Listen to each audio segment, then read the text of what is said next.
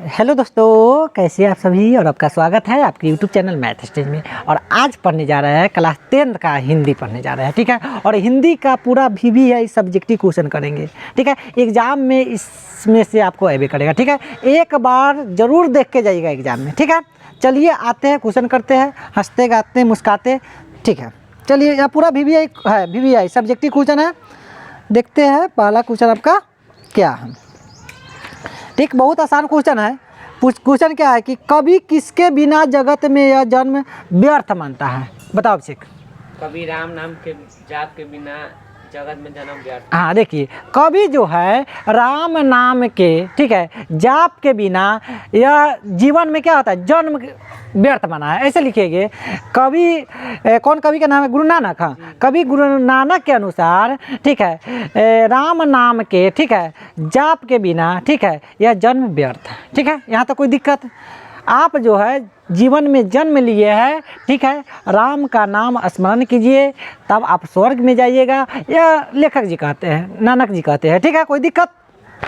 अब आते हैं अगला क्वेश्चन कि वाणी कब विष के समान हो जाती है, ठीक है, बताओ तो। राम नाम के बिना। हाँ, वाणी, गुरु नानक जी क्या कहते हैं, वाणी जब राम नाम को त्याग कर कुछ दूसरा भाषा बोलते हैं तो आपका वाणी विष के समान हो जाती है, ठीक है। ऐसे लिखेंगे, जब राम नाम को त्याग कर वाणी दूसरा अलग भाषा आप बोलते हैं तो वाणी विष के समान हो जाती है, ठीक है, इसमें कोई दिक्कत। चलिए अगला क्वेश्चन देखिए कि नाम कीर्तन के आगे कवि किन कर्मों के व्यर्थता सिद्ध करती है। बता तो। नाम कीर्तन का है कवि जटा बढ़ना, जनेऊ धारण करना। चलिए, कवि के अनुसार नाम कीर्तन के आगे कि जटा बढ़ाना, ठीक है, भस्म लेपना, ठीक है, और जनेऊ धारण करना, ये सबको व्यर्थ सिद्ध करते हैं, ठीक है। क्यों करते हैं कि अगर जटा बढ़ा लेने से और उसमें राम के आप दिल से नाम न लीजिएगा तो वो आपका कोई भी काम का चीज़ नहीं है, ठीक है। भस्म लगा ले रहे हैं, ठीक है, और राम के नाम नहीं ले रहे हैं तो ये सब क्या है, जन्म व्यर्थ है आपका, ठीक है, कवि के अनुसार, ठीक है। जनेऊ धारण करना ये सब क्या है, व्यर्थ है पूरा, ठीक। कौन कहते हैं, गुरु नानक जी कहते हैं, ठीक है। ये तो बउआ लेखा क्वेश्चन है, इसमें कोई परेशानी नहीं है। चलिए अगला क्वेश्चन देखते हैं, कवि की दृष्टि में ब्रह्मा का निवास कहाँ है, ठीक है, तो इसको जानते हैं। कवि के दृष्टि में ब्रह्मा का जो निवास है हृदय में है, ठीक है। कवि ऐसे लिख लीजिएगा, कवि के दृष्टि में ब्रह्मा का निवास जो है मनुष्य के शरीर में है या हृदय में है, ठीक है, या आत्मा में है। आपका जो मन है उसमें लिख लीजिएगा, इसमें कोई कहने वाली बात नहीं है, ठीक है। चलिए आगे आते हैं हम। सब बउआ लेखा क्वेश्चन है, आपको क्वेश्चन रहबे करेगा, ठीक है। चलिए, कवि ने माली मालिन किन्हें और क्यों कहा है, ठीक है, बताओ। श्री कृष्ण और राधा को। हाँ, कवि रसखान ने, अच्छा इनका लेखक कौन है, रसखान। तो कवि रसखान ने, ठीक है, प्रेम वाटिका के, ठीक है, माली, ठीक है, श्री कृष्ण को कहते हैं और मालिन राधिका रानी को कहते हैं, क्योंकि दोनों प्रेम वाटिका के संरक्षक हैं। मतलब प्रेम वाटिका के रक्षा करने वाले कौन है, राधा और कृष्ण, ठीक है, कोई दिक्कत। चलिए अगला क्वेश्चन देखते हैं कि कृष्ण को चोर क्यों कहा गया है, बताओ।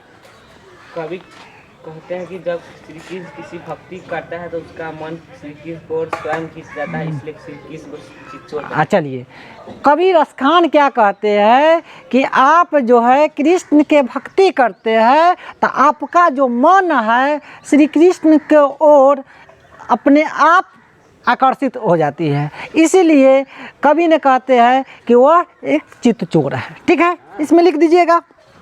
चलिए अगला क्वेश्चन पे आते हैं, ये सब कोई जान पहचान नहीं है।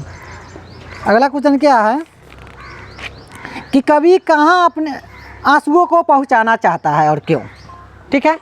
तो कवि अपने आंसुओं के वो उन लोगों के पास पहुंचाना चाहता है जहां प्रेम की वर्षा होती है, ठीक है, जहां घृणा भेदभाव कुछ भी नहीं है, वहां अपने आंसुओं को पहुंचाना चाहते हैं, ठीक है। ऐसे लिख दीजिएगा, कवि अपने आंसुओं के उन लोगों के पास पहुंचाना चाहते हैं जहां प्रेम की वर्षा होती है, ठीक है, जहां घृणा, ठीक है, जातिवाद या इस सब के कोई घृणा नहीं होती है, वहां पहुंचाना चाहते हैं, ठीक है, कोई दिक्कत।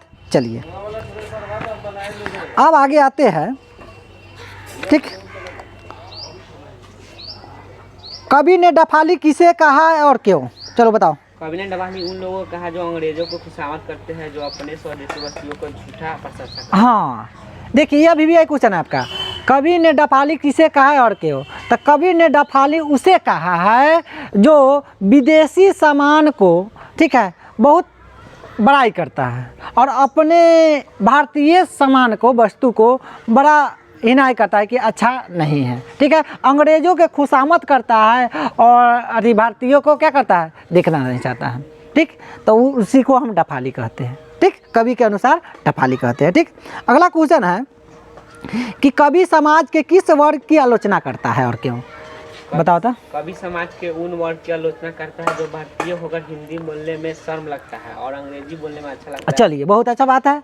देखिए, कवि क्या कहते हैं, उन लोगों को आलोचना करते हैं जिसको अपना भारत में रहकर हिंदी बोलने में उसको शर्म लगता है और उसको इंग्लिश बोलने में गर्व महसूस होता है, उसी को आलोचना करते हैं। अब के लड़का से देखते क्या है कि उसको पहले का ज़माना के जो है कुर्ता धोती ये सब पहनने में ख़राब लगता है और नया ज़माना के, ठीक है, जीन्स, फटल जीन्स, स्टाइलिश जीन्स उसको अच्छा लगता है। तो ये आपका क्या है, विदेशी है, ठीक है, विदेश से आया है। चाहे बकलोलियों से देखिए, फटल पहन लिया, चलते स्टाइल मारते, ठीक है। तो इस आप क्या है, विदेशी है। हम लोग का जो भारतीय क्या है, मस्त साड़ी पहनिए, ठीक है, मस्त जो है पहना हुआ वो पहन के जाइए। लेकिन अब के जो जनरेशन है उसको क्या है, विदेशी रहन सहन, विदेशी वातावरण, विदेशी, ठीक है, पहनावा, इस सब को अच्छा लगता है, ठीक है। चलिए, अब क्वेश्चन इतने रखते हैं। आप लोग हंसते रहिए, मुस्कुराते रहिए और गाते रहिए। मिलते हैं अगला वीडियो में, जब तक धन्यवाद।